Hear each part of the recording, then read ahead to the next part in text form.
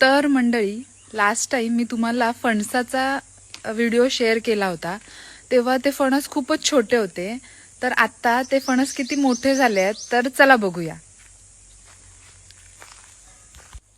तर तुम्ही बघू शकता की फणस थोडे मोठे झालेले आहेत आणि हे किती धरलेत ते बघा.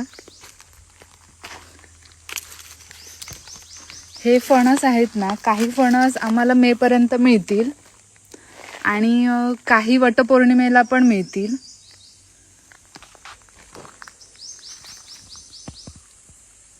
वरती पण धरलेत फणस, पण हे खालीच एवढे आहेत. आणि हा कापा फणस आहे. थोड्यांची भाजी पण करू. तर तुम्हाला कापा फणस आवडतो की बरका फणस आवडतो, मला कमेंटमध्ये नक्की सांगा.